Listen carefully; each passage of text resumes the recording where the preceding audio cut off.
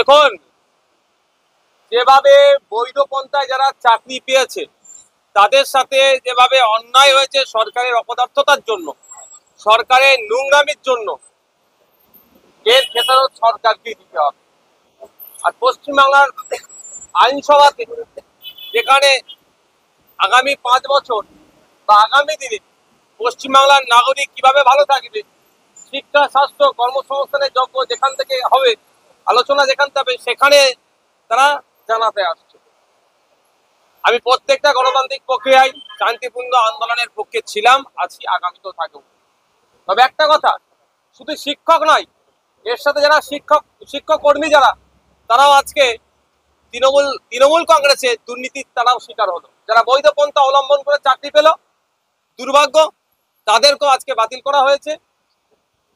তাদেরকে 20,000 25,000 টাকা সাম্মানিক দেওয়ার যেটা হয়েছিল কোর্টের মাধ্যমে, সেটাকেও স্থগিত রাখতে বাধ্য হয়েছে।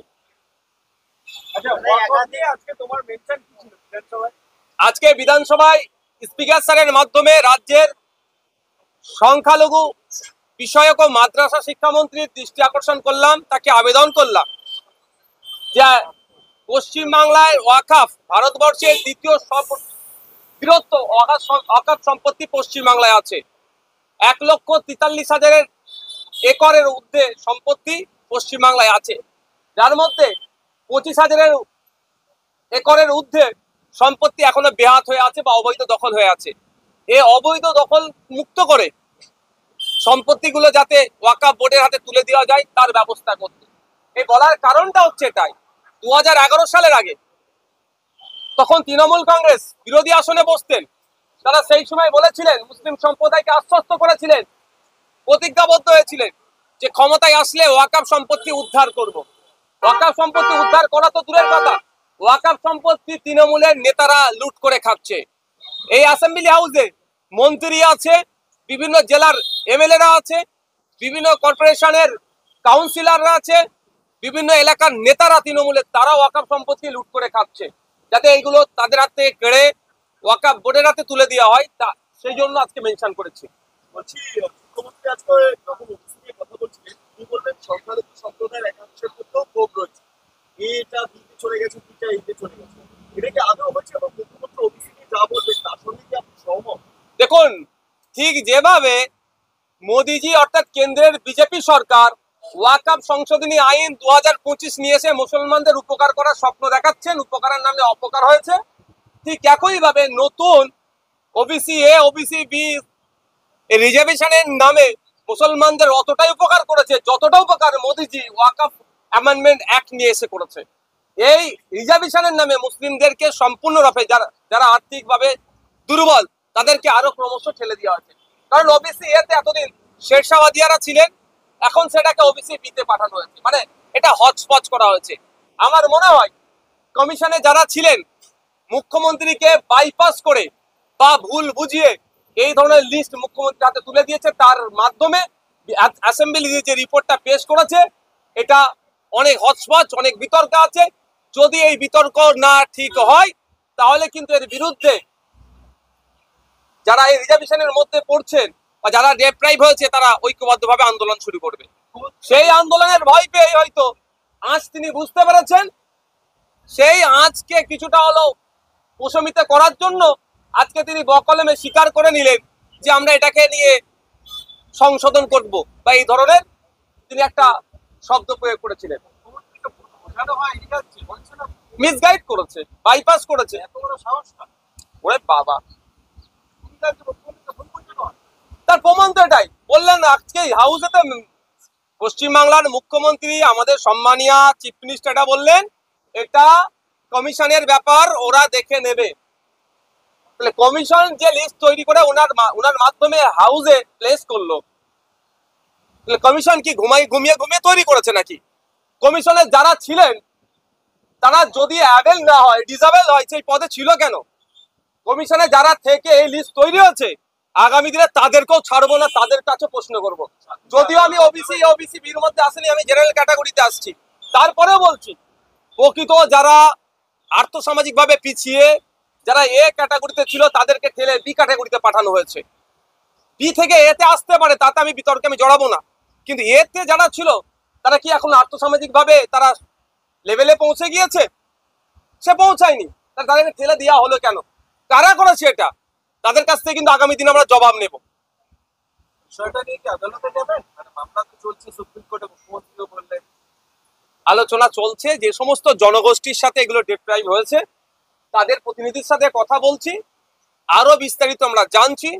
প্রাথমিক পর্যায়ে আমরা বিভিন্ন জায়গায় চিঠি চাপাটি করব, তাদেরকে জানাবো, কনসার্ন ডিপার্টমেন্টকে জানাবো, রাজ্যের অভিভাবিকা মুখ্যমন্ত্রীকে জানাবো এই এই জায়গায় ডিস্টার্ব হচ্ছে। যদি তিনি বা সেই দপ্তর দায়িত্ব নিয়ে এই সমস্যাগুলোর সমাধান করে নেয় তাহলে আইনি লড়াইয়ে যাওয়ার কোনো প্রশ্ন আসছে না। আর যদি তারা যে আমরা যেটা করেছি ঠিক করেছি, ভুলটাকেও ঠিকভাবে এস্টাবলিশ করার চেষ্টা করে, তখন আইনি লড়াই করতে হবে। শেরশাবাদিয়া যারা আছেন, আরো যারা জনগোষ্ঠী আছেন, যারা ডেপ্রাইভ হয়েছে, তাদের হয়ে কথা বলতেই হবে। আমার সুবিধাটা যে একটু আগে দেখতে পেলাম চাকরি যারা হারায় তারা আসছে বিধানসভাতে। তার আগে মুখ্যমন্ত্রী দিদির চলে গেলেন, আবার বিকেল 4টার সময় বিধানসভা রিটার্ন করলেন। মুখ্যমন্ত্রীকে এই যে পরিস্থিতি তৈরি হবে সেটার আগাম আসবে তিনি বেরিয়ে গেলেন। এদিকটা দেখুন, একটা কথা বলি, ওখানে প্রায় 1400 ঝুপুর মানে মানুষ, কেউ বলছে ঝুপুরপট্টি, কেউ বলছে দোকান পুড়েছে। সরকারের কাউন্সিলর জনপ্রতিনিধি বলছে নাকি আবার 400 জন। এই সংখ্যানেও বিতর্ক আছে, সেখানে একটা বড় ইনসিডেন্ট ঘটে গিয়েছে। স্বাভাবিকভাবে রাজ্যের মুখ্যমন্ত্রী সেখানে যাবেন, তবে যে চাকরি 26,000 চাকরি বাতিল নিয়ে যে ডামাডোল হয়েছে, এই দায়ভার আমার রাজ্যের মুখ্যমন্ত্রী কোনোভাবে এড়িয়ে যেতে পারেন না। তিনি বারবার বলেছিলেন আমাদের কাছে plan A, plan B, plan C, plan D পর্যন্ত আছে।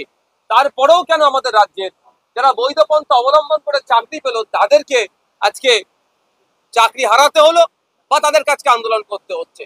মানবিক মুখ্যমন্ত্রী গ্রুপ সি গ্রুপ ডি এর জন্য আলাদা করে ভাতার ব্যবস্থা করে দিয়েছিলেন, কিন্তু এখন তাদের ডিমান্ড, যে সমস্ত বৈধ শিক্ষাগুলো চাকরি পেয়েছে, ডিমান্ড এখন অল্প কয়েকটা ডিমান্ড। তার মধ্যে একটা ডিমান্ড হচ্ছে যে ফর্ম ফিল আপ শুরু হচ্ছে ওটাকে 1 মাস পিছিয়ে দেওয়া হোক। তাহলে মানবিক মুখ্যমন্ত্রী 1 মাস পিছাতে পারছেন না কেন? 1 মাস পিছিয়ে যদি, কারণ তারা কারণ হিসাবে দেখাচ্ছেন যে আপনারকে রিভিউ এর জন্য পিটিশন করা হয়েছে সুপ্রিম কোর্টে, তাহলে 1 মাস পিছিয়ে দিই, সমস্যা কোথায়? আমাকে বলেছে আমি বিষয়টা অ্যাসেম্বলিতে তুলবো। একাধিক আন্দোলনকারী অসুস্থ হয়ে পড়ছে। তাদের সুস্থতা কামনা করি। তবে একটা কথা, অসুস্থ হয়ে দ্রুত সুস্থ হয়ে আবার ফিরে আসুন। অসুস্থ হয়ে ঘরে চলে গেলে হবে না। যদি নাইকে পেতে চাই একদম রাস্তায় থাকতে হবে, তাহলে নাই পেতে পারে, না হলে পাওয়া দুষ্কর এই সরকারের আমলে।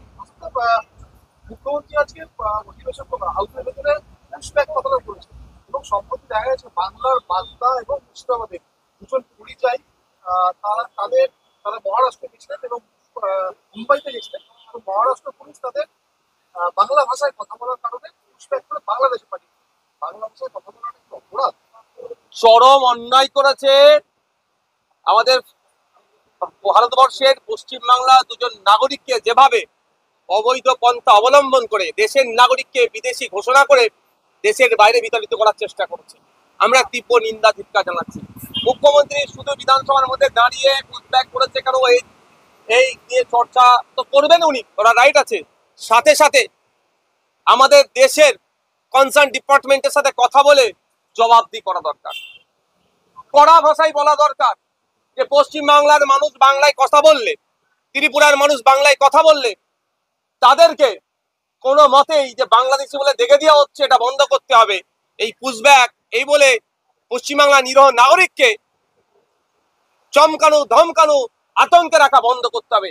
এটা কড়া ভাষায় মুখ্যমন্ত্রীকে জবাব দিতে হবে। শুধুমাত্র এখানে অ্যাসেম্বলিতে বলে চুপ করে গেলে হবে না। দেখুন, এই বিষয়ে দেশের রাষ্ট্রপতির কাছে আমি জানাবো। অলরেডি প্রিপারেশন চলছে যে এই ধরনের ঘটনা ঘটছে, বাংলা ভাষায় যারা কথা বলছে বিভিন্ন রাজ্যে তাদেরকে বাংলাদেশি বলে দমন পীড়ন হচ্ছে। কদিন আগে দেখছিলাম সেই সমস্ত স্টেটের পুলিশ তাদেরকে ডিস্টার্ব করছে, কোনো জায়গায় মারধরের শিকার হচ্ছে। এখন আবার দেখছি পুশব্যাক করা হচ্ছে। এটা বন্ধ হওয়া দরকার। Thank you.